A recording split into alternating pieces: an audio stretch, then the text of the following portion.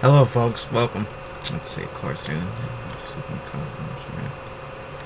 suppose they would.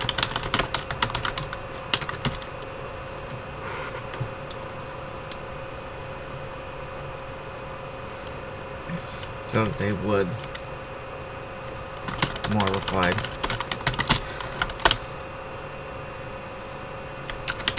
I take great pride. Fear I inspire. Mike more clears through. They say there were Zen troops coming.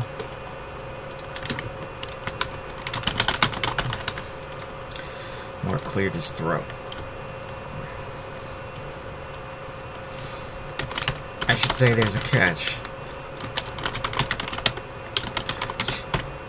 Moore said, these reinforcements are mostly of the Jade Republican Army.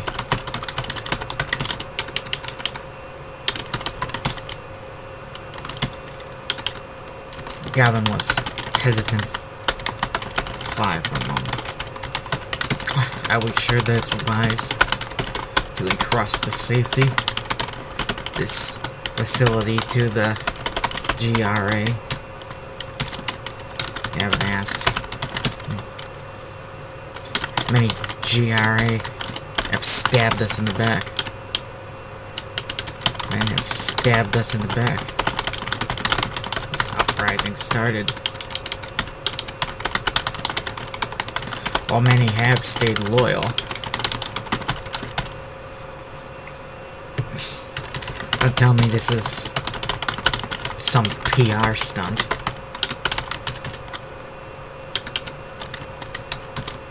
What do you mean? Moore asked. Political correctness. Gavin replied instantly. Oh, we trust the Jade, modern Jade Army so much. We'll let them take over a whole Zedin base without any question. Not even a background check.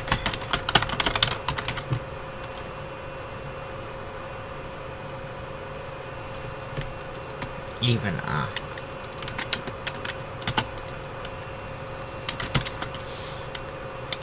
assure you,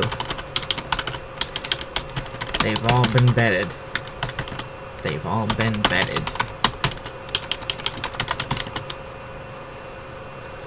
Moore said, reassured. Moore hoped he sounded genuine then. He wasn't the best lawyer on earth.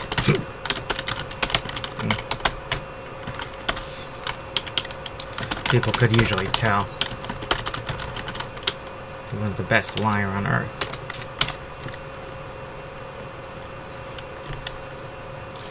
We will have to do another check on them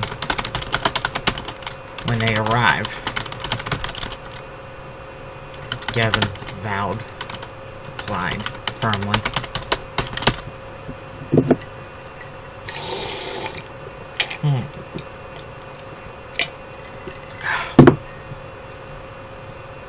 Diet Pepsi, I missed you, baby. Let's see, we'll have to do another check on them when they arrive.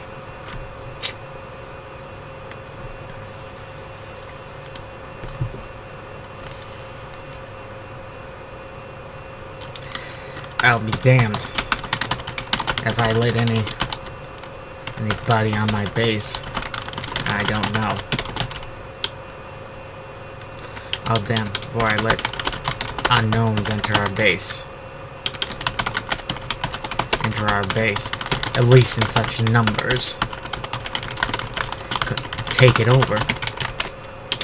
Take over your base. Moore scoffed. The place is impenetrable. Impenetrable.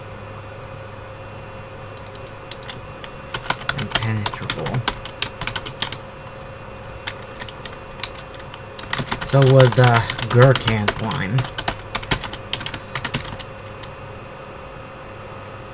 Gavin retorted. But the... let's see.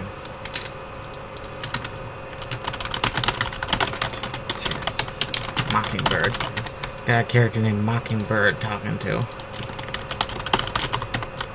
Alright, I have more notes for the stuff I wrote this morning. But that's to be expected, because that's a much more complicated story than this. This story is almost like Die Hard. Not that Die Hard isn't complicated, but you know how it is. So what's the Gurkhan line? But it didn't save. But it didn't save Salgoria, occupation, and humiliation. Don't worry, you won't end up like the French. Sellian. More reassured. More left the base. More knew that he was now. The call between Gavin and Moore ended soon after.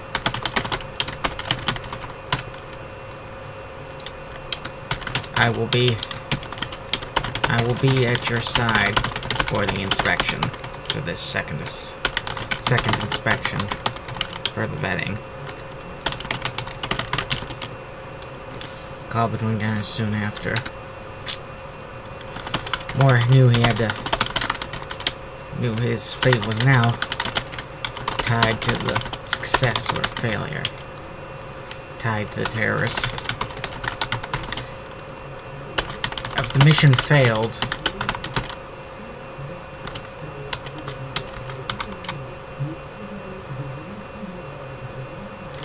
sounds like they're watching CNN. No, like the Home Shopping Network. I don't know if you can hear that, folks. I apologize.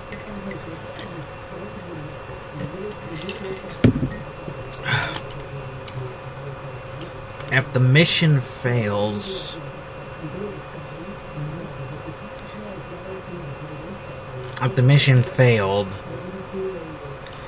Moore didn't want to be inside the base. After terrorists failed. Moore didn't want to be inside the base if the terrorists failed. He could escape on the outside. He could escape from Gavin's side at the buses. Escape from Gavin's side when the buses arrived. In the chaos. When things went loud. Gavin. Escape from Gavin's side in the chaos when things went loud. More didn't want to be on the inside of the base. Gavin headed out, or commandeered one of the little white jeeps, and drove himself toward the center of the base, of the big yard outside in front of the base. Then he saw Gavin. He didn't see Gavin. He saw a procession, a small procession of jeeps. Other white jeeps come out of the entrance of the base. Moore had a pair of binoculars with him. And he spied and he didn't see Gavin Gilder among them. It was a bunch of higher ranking security officers, including a few army loots.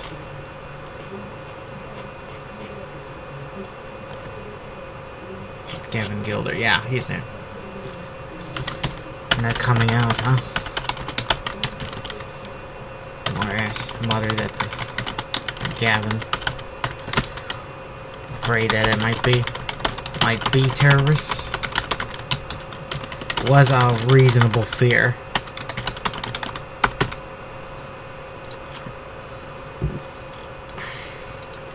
Moore wondered if Gavin didn't trust him. Or maybe it was just something mundane. Like Gavin had to take a call from Libertyburg, or a call from the moved capital, or had a sudden case, or ate something bad for lunch, bad for breakfast, and had a case of the shits.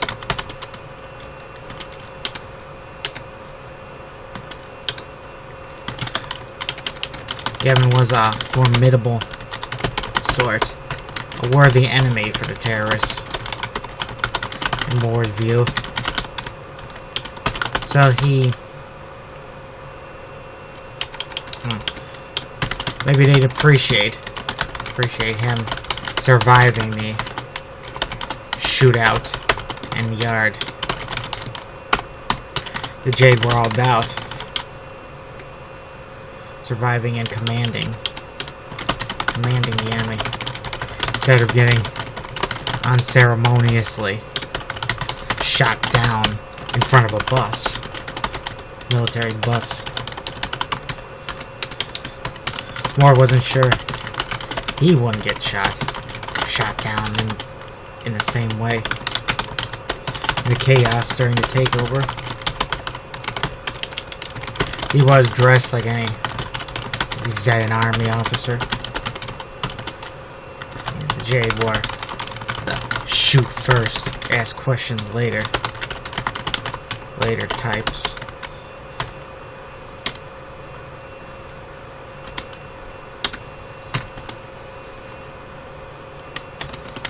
Moore met the procession.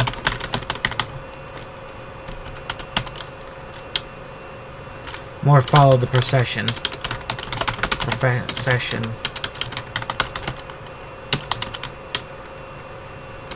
The procession, was he at the entrance?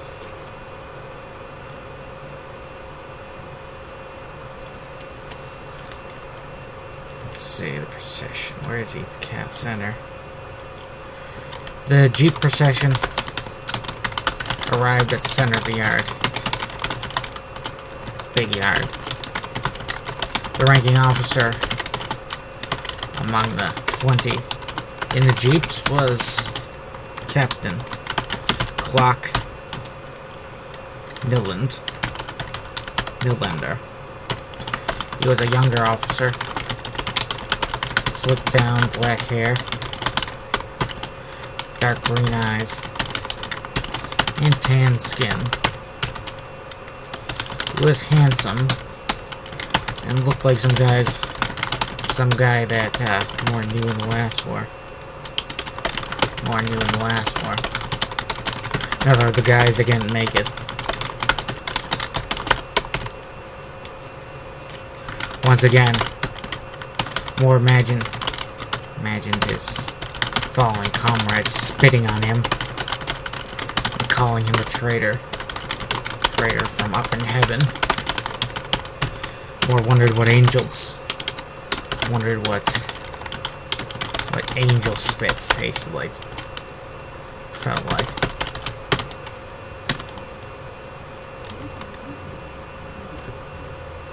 I guess this is the day of interruptions.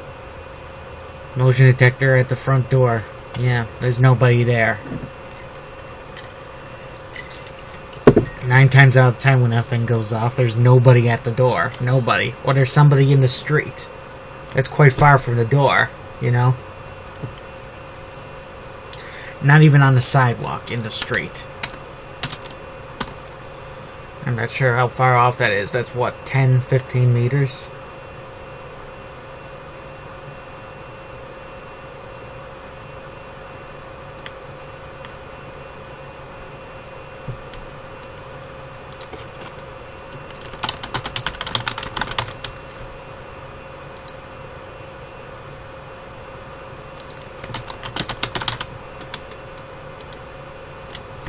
Sometimes I think when I mean 15 meters, I actually mean... Not 10 meters. When I mean 5 meters, I actually mean 3 meters or something. 200 jade reinforcements, huh? Huh? Clock ass noon. More. After they exchange introductions. The gonks are gonna come help us. Come bail us out from the problem they created.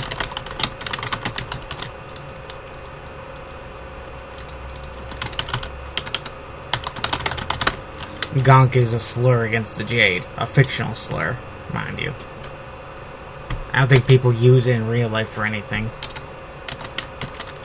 Actually, I heard it's kind of like a slang for someone who's extremely ugly. I don't know if the Jade are ugly, they're just fearsome looking with their gray skin and yellow eyes. Yellow around the pupil, I mean, not yellow like someone who has jaundice. Like the whites are yellow, the whites of the eye, the Scacaria, I think it's called. Sounds like the name of a bug. I forget what it is, but it starts with an S. Sounds like the name of some bug. Gonks are gonna come bail us out of the problem they create. Apparently so. More replied gruffly. Though, Sergeant, Captain, I prefer you not to call my J troops under my command gonks. I have a lot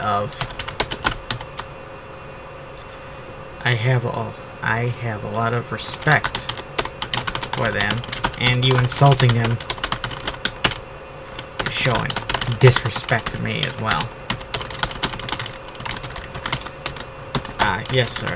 Sorry, sir. Clark replied instantly. Suddenly looking very submissive. The military buses, numbering 3, showed up. They almost look like those school buses of the elite schools back in Zeta. Except painted bright green. Except painted olive green instead of orange yellow. Yeah, it's another alt history thing, folks. School buses are orange yellow, not yellow, just yellow. Mustard yellow? Boy, they run the gambit from colors when I was there, and when I was in the schools, you know. Oh, Brad said, oh, yellow. And they were thicker and more robust looking.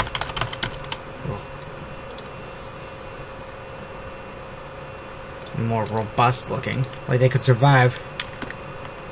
Like they could survive pulling onto the scene. Onto the scene of a shootout.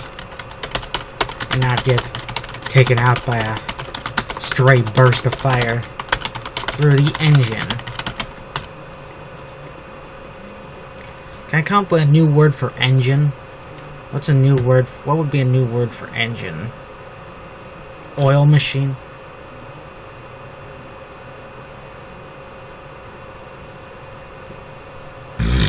Let's see. Let's see. A stray burst of fire through the engine. The windows were tinted black, and there was enough room. Let's see, better make it 5 buses.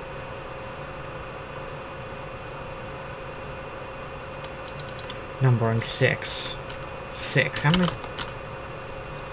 Let's see, 6 divided by 10.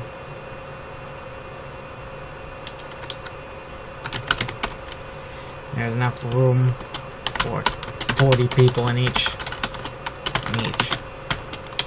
Each bus was filled to capacity. These buses was filled to capacity. Or assume the front bus had the most important people in it. including superhumans. Well, here are your reinforcements. More said. Merrily. Clocked in with police. I feel safer already. He jeered. Clock and Co.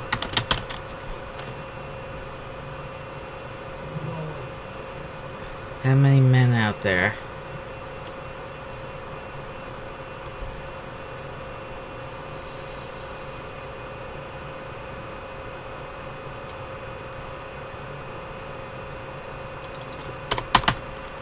Ranking officer when attending the jeeps was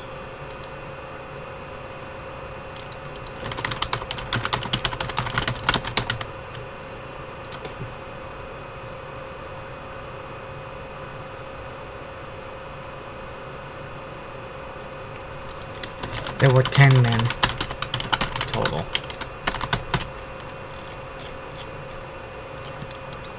Clock and 2 officers. Clock. More. Clock and 2 of his subordinates headed into the first bus. Headed to the first bus. The doors opened up. Just a second, folks.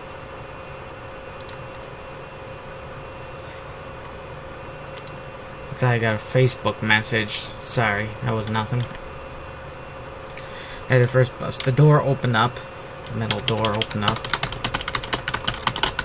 And Moore saw the driver. One of the terrorists. He was a fatter, garrison cap clad, jade soldier with thin mustache.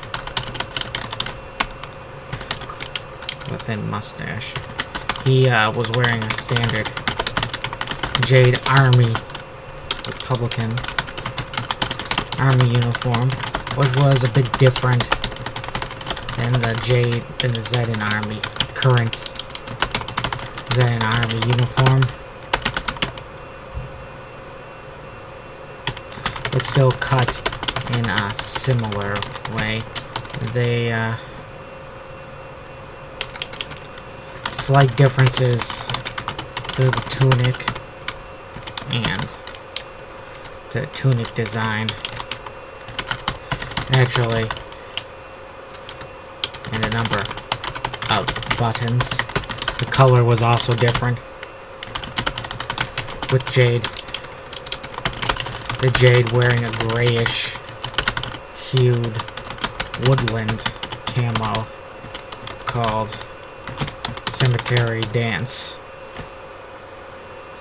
Cemetery Tree, that marked him and looked quite different from the green uniforms, from the olive drab of Zetan uniforms. The Jade also wore laced boots, black laced boots made with that were the same as those worn by the U.S. Army. The Jade also carried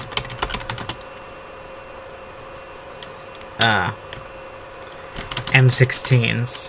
The Jade Army also used M16s and M14s. Their standard rifle. The M14 was being bigger and more cumbersome. Oh dear, is this an everyone's active and awake day?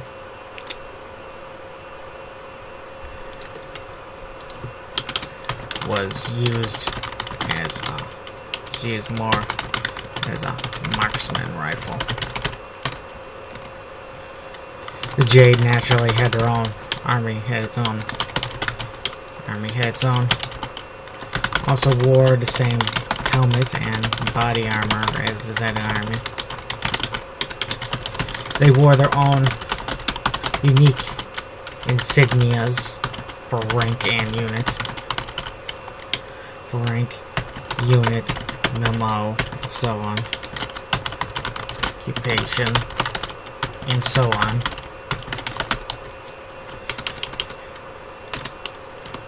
There had been,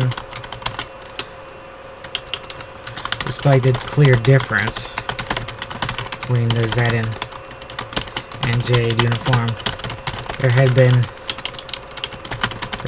many friendly fire incidents on the Jade continent since the uprising began.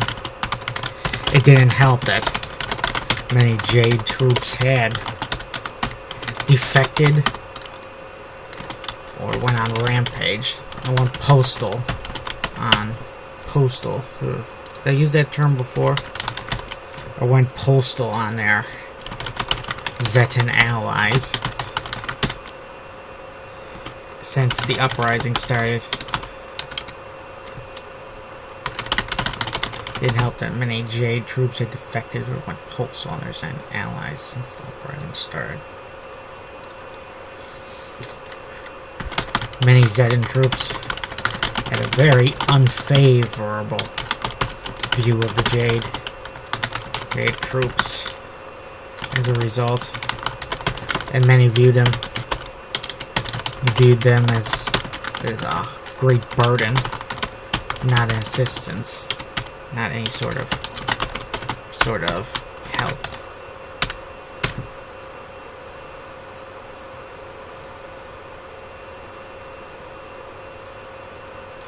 Not any sort of benefit to the situation, to the crisis.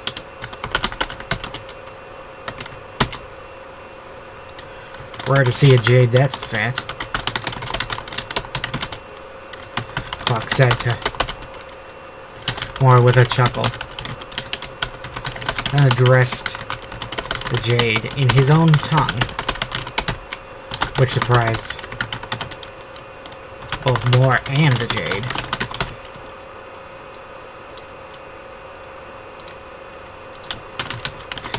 You ordering help? Loyal Jade, I hope. Cook, Clock said to the driver. Not a bunch of turncoats. I just get paid to drive the bus, sir, the driver replied with a little joke. They accidentally call him Clark.